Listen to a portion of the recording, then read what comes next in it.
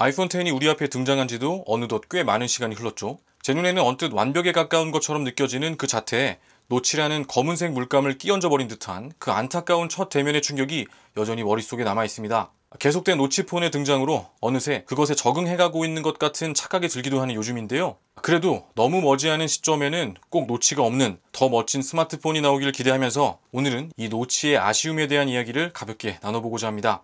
All about IT Gadget Soul. 여러분들께서 익히 아시는 것처럼 아이폰 10의 경우 이렇게 다양한 부품들이 노치부에 자리하고 있죠. 각각의 기능들 관련해서 우선 이 적외선 센서와 투광 일루미네이터, 그리고 도트 프로젝터 정도만 정리하면 좋을 것 같습니다. 이 세 개가 페이스 아이디의 핵심이죠. 사진으로 페이스 아이디를 해제하지 못하는 이유가 바로 이 세 개의 부품을 통해 굴곡과 깊이 등 3차원의 얼굴 자체를 인식하기 때문이겠습니다. 얼굴을 향해 도트 프로젝터에서 쏜 점들을 적외선 카메라에서 인식하는 그런 개념이죠. 그리고 남은 투광 일루미네이터의 경우 마치 일반 카메라에 플래시가 있는 것처럼 적외선 카메라를 위해 적외선 조명을 비춰준다, 이렇게 정리할 수 있겠습니다. 앞서 설명한 이 세 가지 부품을 비롯해 노치부에 있는 이 많은 부품들의 의미는 더 나은 기술과 편리함이겠습니다. 그리고 그 반대편에 더 좁은 베젤, 더 넓은 화면 크기라는 또 다른 발전 방향이 있죠. 결과적으로 이 두 개의 교집합을 찾는 어려운 과정이 있었고, 애플을 비롯한 일부 제조사들은 노치라는 선택을 했던 것이죠. 노치에 대해서 그것은 어쩔 수 없는 선택이었다, 이렇게 말씀하시는 분들도 계십니다. 실제로 삼성과 같이 상단부의 베젤을 활용하는 기존의 방법이나 팝업 카메라 등 노치가 아닌 또 다른 방법들을 제시하는 제조사들의 답안들도 안면 인식과 같은 일부 기술을 사용할 수 없다거나 혹은 상하단부의 베젤이 두껍다든지 하는 등의 추가적인 다른 단점들이 있기 때문에 노치가 아닌 다른 좋은 방법이 있다, 이렇게 결론 내리기도 어려운 상황인 것은 분명합니다. 그래서 몇몇 유튜브나 일부 기사들은 아예 노치가 있어야 하는 이유에 대해 설명하고 노치를 소프트웨어적으로 없앨 수 있으니 큰 문제는 없다는 식의 결론을 맺기도 합니다. 하지만 이 영상을 보시는 구독자분들은 이미 너무도 잘 알고 계시는 것처럼 노치를 끄고 켜는 식의 미봉책을 제시하는 것보다는 좀 더 고민하고 마침내는 진짜 답을 찾아내야 하는 것이 기술 발전의 올바른 방향이라는 점이죠.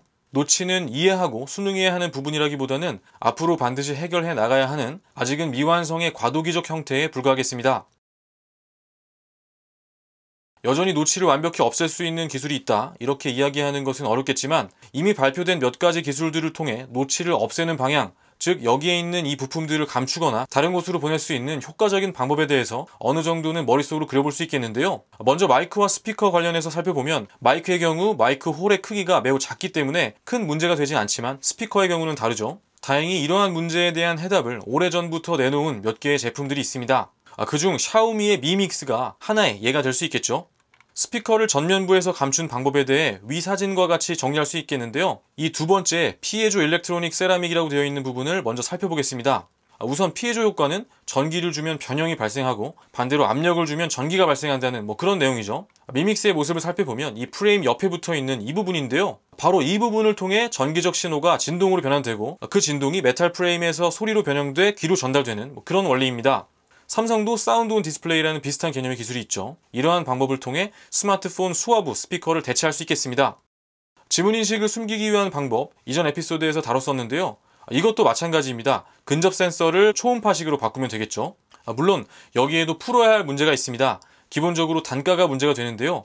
애플과 삼성같이 수주량이 많은 업체라면 전략적인 관점에서 장기 계약을 맺고 단가를 낮출 수 있겠지만, 반대로 이 엄청난 수의 공급량을 맞출 수 있는 업체의 확보를 고민해야 한다는 아이러니가 있다는 점 정도 정리하면 될 것 같습니다. 나머지 주변광 센서의 경우 마이크와 같이 설계적인 부분에서 충분히 방법 찾을 수 있고, 도트 프로젝터, 투광 일루미네이터, 적외선 카메라는 페이스 아이디를 위한 부분이기 때문에 선택의 영역이라고 봐야겠죠. 그리고 나면 마지막으로 카메라가 남게 되는데요. 전면 카메라는 이 AR, VR 패러다임에서 점점 더 중요한 역할을 하게 되겠죠. 우선 이 전면부의 어딘가에 반드시 렌즈가 자리해야 된다는 전제 속에서는 이 노치가 최대한 감소하는 그런 방향성을 상상해 볼 수 있는데요. 우리가 너무도 잘 알고 있는 이 앤디 루빈의 이센셜 폰이 등장했을 때 이 방향성에 대해서 많은 사람들이 엇갈리는 평가가 있었던 것을 기억합니다. 그리고 그 후로 계속해서 노치의 크기는 줄어들고 있지만, 글쎄요, 이 그림이 여전히 완성이라는 단어를 자신 있게 이야기할 수 있는 모습은 아니라고 생각이 들죠. 기술이 실제로 완성이 되어 우리 앞에 모습을 나타내는 시점에 이르러서야 그 의미를 느끼시는 분도 있겠지만, 모든 발전은 사실 그 무한한 가능성을 상상해 보는 데에서 시작이 된다, 이렇게 이야기해 볼 수 있겠는데요. 카메라를 숨기는 방법에 대한 앞으로의 이야기는 바로 이 영역에 속하는 부분이 되겠습니다. 여기서 다시 본론으로 돌아와서 카메라를 디스플레이 뒤편으로 숨길 수 있는 방법이 어떤 게 있을까요? 우선 카메라 등이 위치하는 영역에 해당하는 이 디스플레이 부분을 반투명하게 만들 수도 있고, 아예 디스플레이 전체나 일부가 움직여서 이 부위를 감춰주었다가 필요할 때는 노출하는 식으로 만들 수도 있겠죠.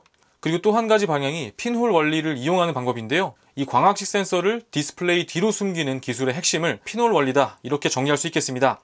지문의 형태가 이 작은 핀홀을 통해 광학식 센서로 전달되어 디스플레이 영역에 눈에 띄는 손해 없이 센서를 숨길 수가 있는 거죠. 그런데 똑같이 이 핀홀 원리를 카메라에 적용하면 어떨까요?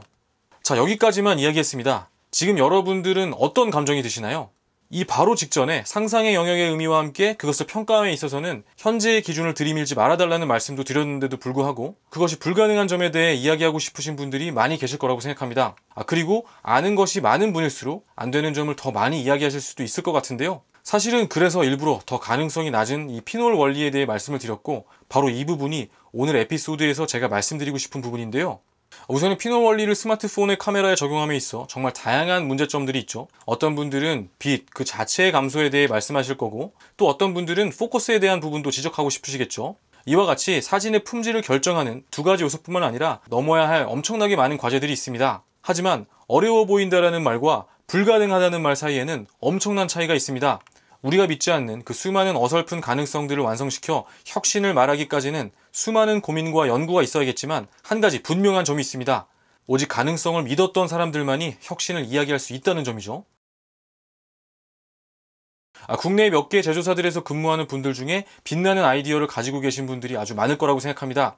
바라건대 이러한 아이디어들이 그 가능성을 펼쳐 보이기도 전에 의심과 냉소 속에 사장되어 버리지는 않게 윗선에서는 그 가능성에 더 주목하고, 언젠가 혁신이라는 이 멋진 단어를 우리 기업들도 이야기할 수 있는 날들이 꼭 왔으면 합니다.